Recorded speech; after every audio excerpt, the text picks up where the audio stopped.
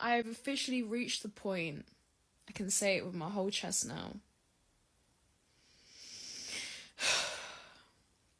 I don't like the bad boy anymore. I want the good guy. I don't know why the bad boys are so attractive when you're younger. There's something about that boy that he breaks all the fucking rules. Do you know what I mean? Like, he's just, you fucking idolize him for some fucking reason. You become hooked. It's not love, it's lust. But there's something about a bad boy. And then, you go into your 20s and you start approaching your mid-20s. And you don't want that anymore. You don't want that guy. You don't want the guy that's... You don't know how he's making his money. You know what I'm saying? Like, you don't know where he's been.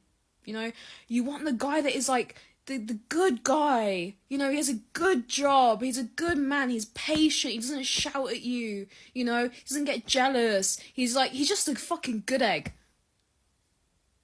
You just want the guy that he's just the good guy. He's the nerd. I want a nerd. I do. I want a nerd. I want a guy that is a little bit nerdy.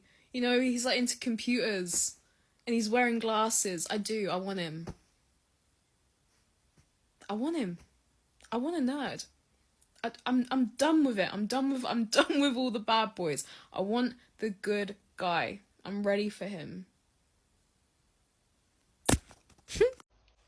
Dating rant. So on Valentine's Day I went out with the girlies to Chester, and at the end of the night I bumped into a really nice guy, and I never ever approach. I'm always like that, and no one approaches me, and we were like the last ones standing, and I gave him my number. We arranged a date. We saw each other the next day, went to a spa day at his gym, and then he was away last weekend, so we had planned a date for today to go to Liverpool and just to spend some time together, have something to eat. But yesterday I received very little contact from him.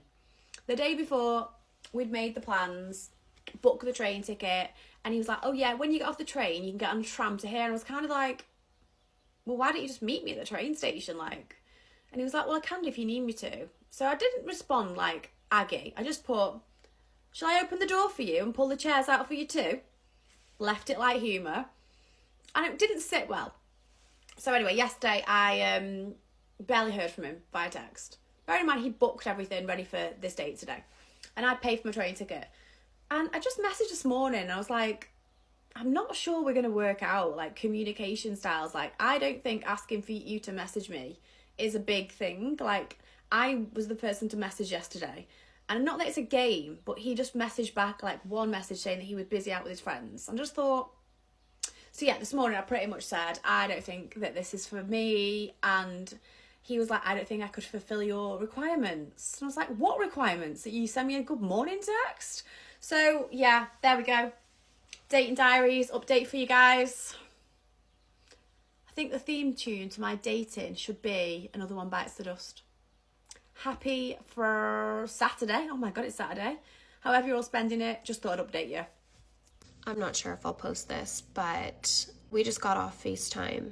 My kids have court-mandated FaceTime with their dad 3 days a week, and I was blindsided tonight because my son said something about my ex's girlfriend, whatever she is. She was put on the FaceTime without my consent, without my knowledge that she was there.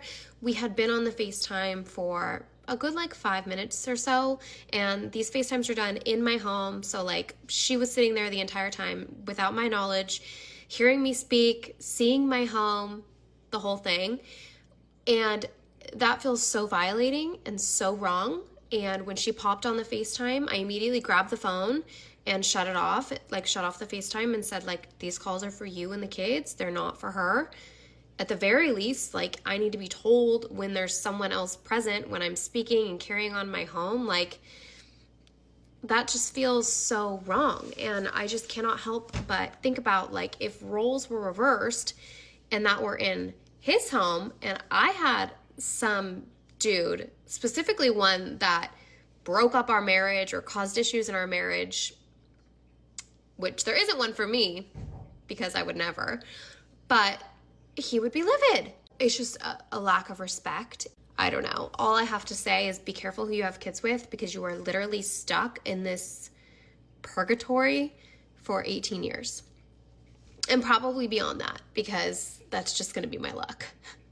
I'm trying really hard not to crash out and to say things that I'm going to regret, because I'm constantly reminded that I'm the bigger person in this situation and I have morals and values.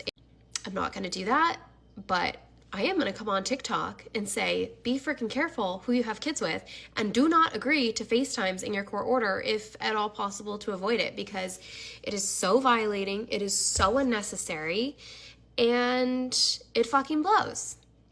So, 2 thumbs up, okay? Good luck, guys. It's wild out there.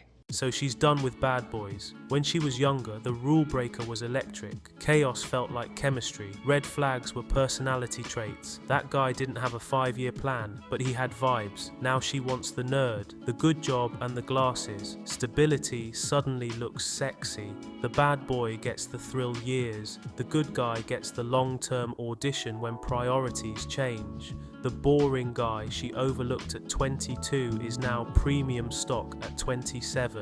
She's trying to frame her boredom as a personal evolution, but she's really just a retired party girl looking for a safe place to park her baggage after getting ran through. She is settling for the beta bucks male. Nasty bitch. Watch the sequence. Everything's flowing. Plans booked. Train tickets paid. Then he suggests she grab a tram instead of him rolling out a red carpet at the station. She hits him with, "Shall I pull your chair out too?" That's not a joke. That's a masculinity jab. She was trying to shame his masculinity to manipulate him into doing things for her. And the moment she does that, his energy drops and his replies slow down. That's not random. He clocked it. If she's already trying to frame him as not man enough 2 dates in, he's thinking long-term headache. Then she sends the "I don't think this will work." He calmly says he can't fulfill her requirements. Translation: he opted out before she sent her message. She didn't end it. He disengaged the moment the masculine shaming started. Good for him. She's on TikTok about to crash out because her ex-husband had the audacity to let his new girlfriend exist within the digital vicinity of a FaceTime call. She's telling you to be careful who you have kids with, and for once she's right. Imagine being tethered to someone who treats a FaceTime call like a covert spy mission. She's terrified of this new woman seeing her values and morals, but all she's showing is that she's still trying to control a man who already left the building. She wants to ban FaceTime because she can't handle the reality that she's been replaced. Why am I not surprised? Real men of genius.